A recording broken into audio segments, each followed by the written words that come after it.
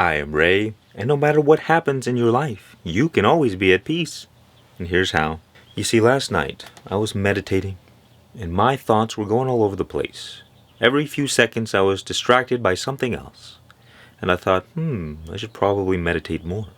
Too much scrolling on Instagram. Swipe, swipe. Really, rots your brain.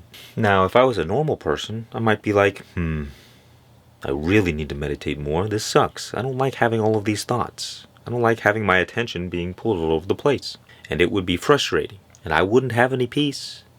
I might tell myself, I can't be at peace until I have no thoughts. Until my thoughts are not going all over the place. Until my mind is quiet. But it doesn't matter. You could be going through whatever. You could have the worst storm going on in your mind, or you could have the worst storm going on in your outer life, and you can still be at peace. So when I was sitting there, just observing my thoughts, there were two things going on. There was a psychological storm going crazy, but then there was me. Here I am, and I was just observing the whole storm. And you see, there's something that interesting happens when you observe. Because in order to observe something, there always has to be two things. Something you observe, some kind of object, and you there as the subject to observe that object. And you see what happens when you observe? Look at this right here, this arrow. Now it's gone. What's left? Nothing. There's space. So whenever you observe something, you automatically create space between yourself and whatever it is that you observe. And this space is your safe space. It's freedom. Your freedom from whatever it is you're observing. Because you're not attached. But what happens? Once we get pulled into the psychological storm, when we identify with our thoughts, now I must go back to the void and enter into the psychological storm. Getting pulled all over the place. No peace. Not good. Don't you want peace? So even though my mind was chaotic, there was still effortless freedom, effortless peace. It didn't matter that my thoughts were going crazy. And this is a mistake that a lot of people make, is that they put conditions on peace and even on things like love and joy.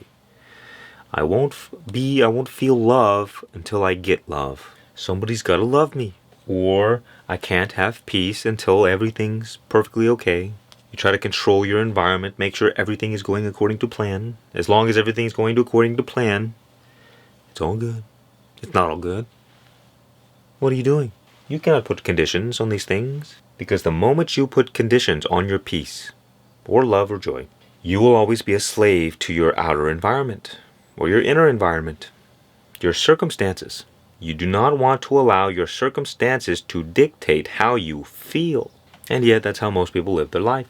You know, oh, what's a good day? Oh, well, a good day is when good things happen. What's a bad day? Oh, bad day is when bad things happen. When in reality, it's always a good day. Doesn't matter what happens. Doesn't mean you won't feel sad sometimes. Doesn't mean you won't feel angry. What it means is that you will be free. You will always be at peace. Because the fact is that peace is like the substrata. It's the underlying foundation of everything. Just as if you pay attention right now to all the noises going on in the world, silence is the underlying layer underneath it all. All sounds arise from and fall back into an eternal silence. But the thing is, we've been so conditioned to focus on the noise that we don't ever pay attention to the silence. And only until you go out in nature, where there's no noise pollution at all, is the vast ocean of silence made manifest. For the first time, you see it, but it's always there, no matter what. So too, there is always peace. There is always silence. Because, well, we know intuitively that peace and quiet are just two parts of the same one thing. And silence and peace are the radiance of space. Emptiness. It's the same thing with space and the objects in the space. You look around you right now. There's space everywhere. Eternal space. But our mind Its main job is not to focus on the space, it's to focus on the objects in the space. And then we give those objects meaning, and then we just, that's how we live our life. The space doesn't mean anything to us. The silence doesn't mean anything. Because the mind can't really use it unless you are advanced on the spiritual path. And you realize, that the space and the silence, it's like the whole point. You just focus on that instead of everything else. You want to learn how to become the eye of the storm. So no matter what happens, you will always be free. But it's not always so easy. Because again, our mind is a tool that serves a specific purpose. It's grounded in our identity of who we believe we are. You could say identity and mind are like the same thing. And our identity determines where we focus our mind. So based on whoever we think we are, that's what we focus on. We focus on things that give meaning or are meaningful relative to the person, to the identity. And most of the times, the space and the silence are irrelevant. That is, until you suffer so much and the only thing that you desire in life is freedom. And then you start looking for freedom. Where's my freedom? This is not America. Where am I? Am I in China? You are not in China. Well, maybe you are. The point is, so long as we are heavily attached to our identity, we will always focus on the noise. We will always focus on the objects of our experience. And we will get pulled into them, and then, guess what? You get pulled all over the place. Well, what happens when you realize that you are not your thoughts? That you are not the voice inside your head? Well, you stop identifying with it. And you become free from it. That's the whole game. You see, you can meditate your whole life and never become free because it's not a practice. Freedom is not a practice. Freedom is something that you realize. It's the recognition of the natural state in which you are already in. But because we live in the mind-identified state, we don't ever realize it. And because we live from mind, we're always focused on things. If you ever notice, if you have negative thoughts or if you overthink, all of your thoughts are always personal. Some kind of personal story, some kinds of beliefs that you got going on, all relative to one thing, the person you believe yourself to be. And so in the spiritual circles, what do? Well, we question the nature of who we are. Who am I? Who are you? Do you know this? Because if you were to just take like 90 seconds, close your eyes, and try to find the person you believe yourself to be, where are they? Answer me this. Can you find them? You cannot find them. We live our whole life under the assumption that we are a separate individual person living in a life with other separate people. Our whole reality is assumed, and yet with a little bit of inquiry, of just asking the question and looking, you will see that, well, everything we believed to be true is not true. Sorry. But there's good news. It's that, well, the only thing at the end of the day that being stuck in identity does is it keeps us trapped in this illusion. It's called the matrix. Have you ever heard of it? And there are multiple layers to this matrix. So for instance, there's the first layer. Hey, look, no arms. Everybody down here has no arms. And no brains. This is where most people live. It's just kind of this really heavy, difficult life, full of struggle, full of problems, full of difficulties. This is the lowest level. And this is what it means to live in animalistic consciousness. You're a slave to your environment. You're a slave to your emotions and your instincts. You're a slave to other people. You're a slave to the matrix. And here, people are broke. People can never catch a break. People are homeless. It's really low negative states of consciousness. But then, you rise to the next layer. A little bit more freedom. Think about like the Earth and a rocket ship. At the very ground level, it's the heaviest. All the gas in the rocket ship is used in like the first minute. the heaviest gravity. But as you rise up, you experience a little bit more freedom. It's a little bit lighter. This is where you begin to, not work with your hands like down here, but you begin to work with your mind. Here you find, some financial freedom. You're no longer a slave to, whatever makes everyone else a slave. You have a little bit of mastery over your emotions and your thoughts. They don't bother you so much. The only thing is, you're still identified with this character. So you're still kind of in the game, meaning your experiences still pull you all over the place because you have a vested interest in this character. So let's say if you're a billionaire, you might have financial freedom, but you're still attached to this idea of money. You're more free than them, but not as free as, let's just call it the final layer. And in this layer, there is no person. There is no individual. The final layer to break free from the matrix and to experience everlasting peace and freedom is in the realization that you are not the character in this game. It's like playing a video game. Everybody believes themselves to be the character in the game, but what I say is that you are not. You are the person, or bad word, you are behind the screen with the controller in your hands, meaning your true nature is not limited or bound by any experience of life. So you don't need to become free. You don't need to find peace. Peace and freedom happens where you are not. And by you, I mean the person you believe yourself to be. Think about like a movie, for instance. Most people are method actors. They actually believe that the movie they are experiencing is the absolute truth. And they forget that they are just an actor. Once you realize that it's just a movie, then the experiences in the movie don't have the same grip over you. When you realize that, I'm not actually even in the movie.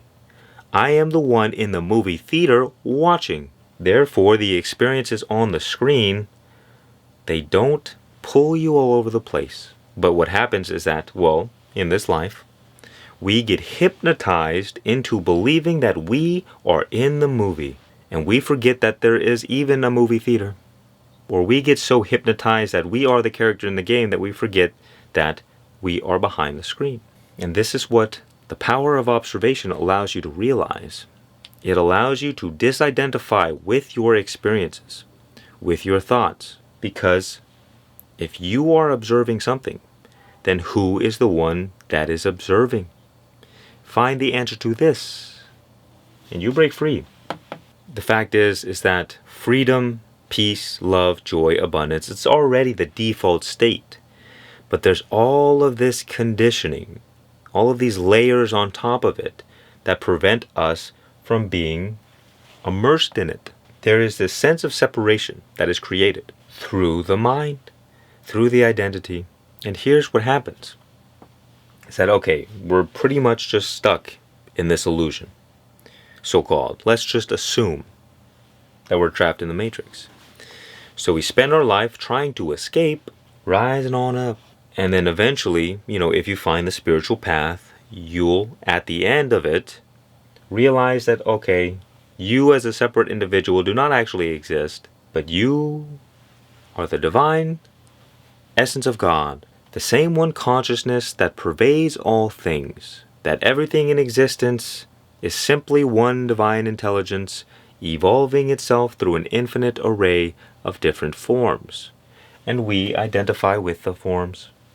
Once you take your identification away from the forms, you are no longer attached to material existence. Because your identity has been cut off, you, through direct experience, can no longer, honestly, believe yourself to be this character.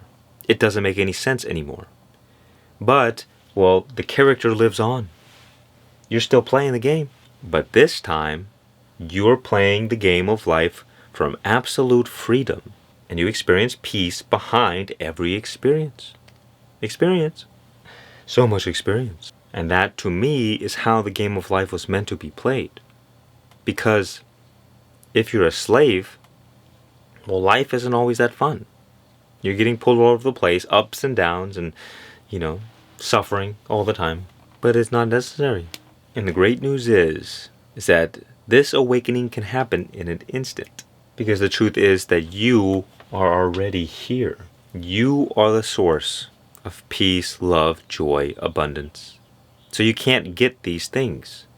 It is our belief that we have to get these things that separates us from what is already ours. And think about the people down here. They spend their whole lives trying to get something, trying to survive, trying to strive towards something better. When in the truth, the best is already here now. And this is kind of a funny realization that you'll have. You'll see, oh, it was always here. It was always right here, right now. Everything I always desired. And then we get pulled back into life and we're like trying to find it again. Oh, wait a minute. It's right here. You are the source of what you seek. As Muji often uses the quote, what you are looking for is already what you are looking from. And well, if you think about this mathematically, we know for a fact that things in the external world are temporary and that they're always changing out. And because we live in a mathematical universe, well, if there's out, there must be in. And well, what does that mean? Because out and in are mathematically opposites, they're equal in value, opposite in degree. It means that whatever the characteristics are of the outer world, they must be reversed for the inner world. And you can experience it for yourself. The more you go outward, the more everything is temporary and changing. And then the more you go within, the more everything is eternal and unchanging. And what is at the center of it all? You go all the way within. Can't go any more in. What is there? I mean, really think about it. It's not like a trick question, but it can be tricky.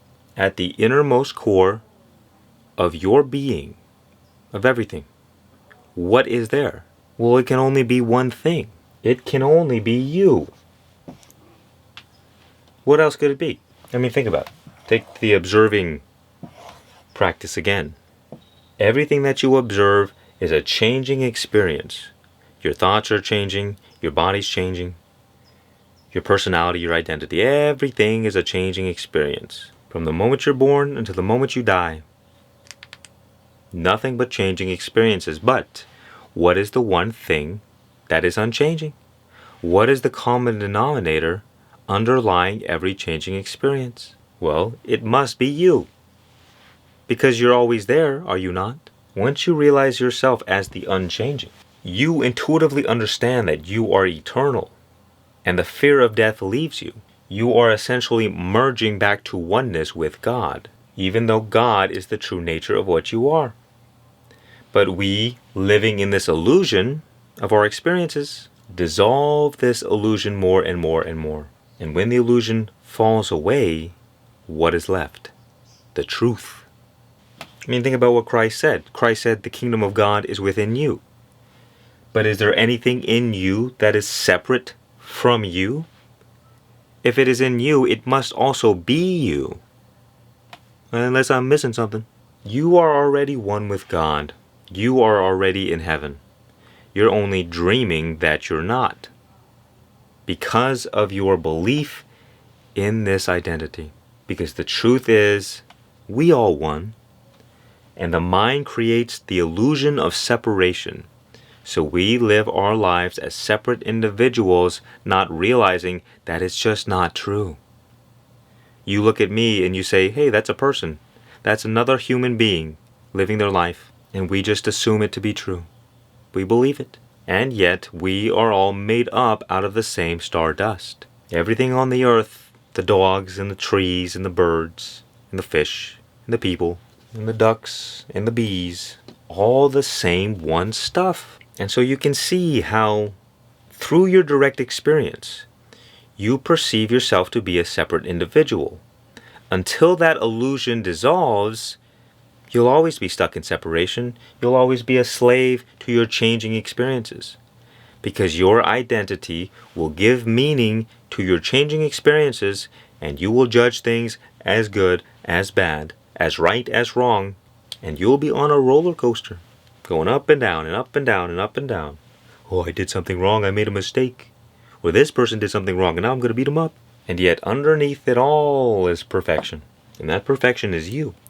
But not you, the illusion, you, the truth. And look, I haven't even talked about much that we have to really take on faith or believe. Just observe for yourself. I observe my hand, I know that I'm not my hand. So anything that you observe cannot be the true you. It can only be a part of you. And then what you do is you begin kind of looking, okay, wait a minute, okay. Who is the one that is looking? Who is the one perceiving everything? Who is this? If you try to find the truth of what you are right now, eventually, you will realize that you are the subjective awareness behind your experiences. And what will happen is that you will become more and more aware of your natural radiance of peace, love, and joy. Imagine like the sun. The sun radiates heat and warmth. So the sun can perceive its own heat and warmth, but the sun cannot perceive itself, because the sun is one with itself. In order to observe or to experience anything in this life, there must be two. There must be an object that is observed and experienced, and there must be a subject to observe that experience. So, we can observe 10,000 things, but we can never observe ourselves directly. Only in the mirror of the mind can we understand what we are. As it is said, the sharpest knife in the whole universe can cut anything, these swords, the swords of truth. But the swords of truth can never cut themselves. The hottest fire can burn all things, but the fire can never burn itself. And your Superman eyes can see all things, but the eyes can never see themselves directly. So too, you are one with yourself, and you can never perceive yourself directly. So you must intuitively recognize that you are the subjective awareness behind all your experiences. But the mind wants to grasp onto objects and say, yes, I found it. But this is why they say enlightenment is the ego's greatest disappointment, because the one who wants enlightenment is the same one getting in the way. Enlightenment is only found when the seeker dissolves, when you realize on your spiritual journey, well, that there was no spiritual journey, because there was never anyone to embark on a journey, and there was never any distance to the destination. And that this great game of life that we enjoy so much sometimes, it's just God's infinite dream. And at the end of it all, we will realize that there was nothing ever wrong, that everything was always perfectly okay, no matter what happens in our life, that for all of eternity, we are safe, that we are free, that it's all good. It's all good. But you must come to dissolve this illusion if you wish to experience freedom and everlasting peace no matter what happens. I am Ray, and if you struggle with negative thoughts and shame and guilt spirals and you can't stop thinking, check out Mastermind Mastery. Link is below. Much peace and many blessings. And remember, just be.